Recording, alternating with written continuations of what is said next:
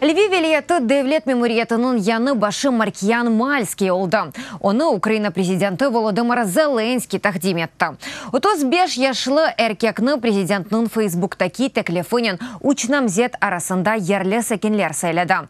Мальский 5 тіл білем, тәсілі иқтисатчы ве халқара адлиеджі. 2010 сенесінден башлап, 2014-ке қадар Полониядаки февкулядееве сәләхиетлі Украина елчісі вазифесінде болынды ве Львивді Австрияның шерефлі консулы олды.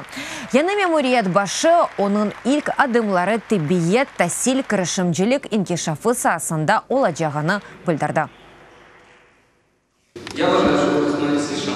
İmkanlarımız бар деп sayam. Bizim vilayetimiz Avropa standartlarını mensimek için azır. Çeşit türlü dengevler için meydan olabilemiz. Menimce seviyede çokça iş olmalı ve azca siyaset.